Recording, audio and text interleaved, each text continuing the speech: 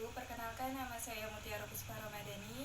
Ini 411901. Saya anggota dari kelompok 2 Ekonomi Makro Islam yang akan mempresentasikan hasil diskusi kelompok kami, yaitu analisis kegiatan ekonomi makro klasik, Keynes dan masa kini.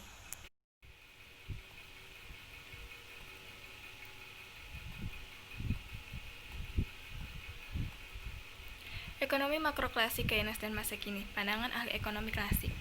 Adam Smith pada tahun 1732 sampai 1790 dalam bukunya yang diterbitkan pada tahun 1776 dengan judul An Inquiry into the Nature and Causes of the World of Nations dianggap sebagai ibu dan kelahiran ilmu ekonomi. Prinsip utamanya kepentingan pribadi atau self-interest dan semangat individualisme atau laissez-faire. Esensi teori ekonomi klasik adalah suatu perekonomian liberal mempunyai kemampuan untuk menghasilkan tingkat kegiatan atau GDP yang full employment secara otomatis, yang juga dikenal sebagai self-regulating atau mengatur sendiri secara otomatis.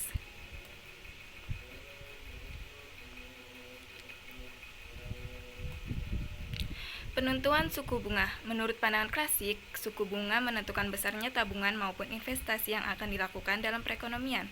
Setiap perubahan dalam suku bunga akan menyebabkan perubahan dalam tabungan rumah tangga dan permintaan dana untuk investasi perusahaan. Perubahan tersebut berlangsung sampai jumlah tabungan dan jumlah permintaan dana investasi tercapai. Keynes, teori GPC yang menekankan bahwa setiap penawaran akan menciptakan permintaannya sendiri, tetapi menurut Keynes, teori Say hanya berlaku untuk perekonomian tertutup sederhana yang terdiri dari sektor rumah tangga dan perusahaan saja. Namun, untuk perekonomian masyarakat maju yang telah mengenal tabungan, maka sebagian pendapatan akan ditabung, yang berarti arus pengeluaran tidak sama dengan pendapatan. Pendapat Keynes tersebut dibantah oleh kaum klasik dengan dalih bahwa tabungan tersebut akan dihimpun oleh lembaga keuangan dan akan disalurkan pada investor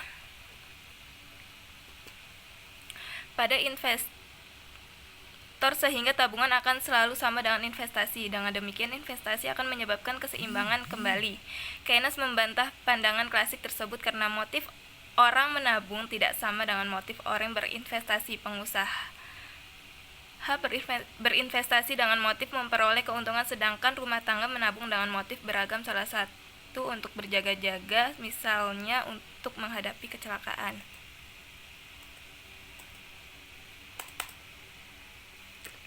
Penentu tabungan dan investasi menurut Keynes. Penentu tabungan menurut Keynes, besarnya tabungan yang dilakukan oleh rumah tangga bukan tergantung kepada tinggi rendahnya suku bunga, melainkan karena tergantung besar kecilnya pendapatan rumah tangga. Penentu investasi di samping suku bunga, faktor lain yang menentukan investasi adalah keadaan ekonomi masa kini, ramalan perkembangan masa depan, dan perkembangan teknologi.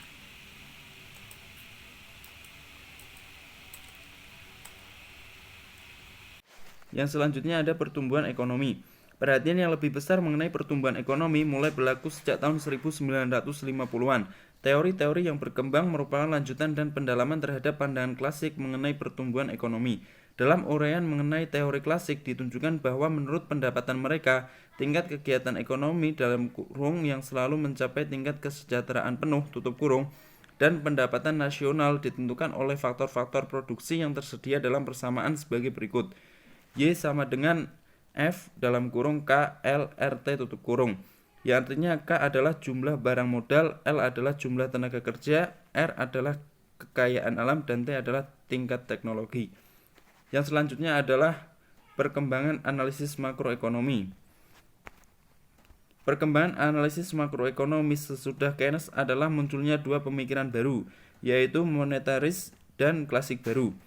Monetaris adalah sistem pasar bebas cukup efisiensi dalam mengatur kegiatan ekonomi pada kesempatan kerja penuh. Sedangkan klasik baru adalah teori ini menganggap bahwa semua pelaku kegiatan ekonomi bertindak secara rasional.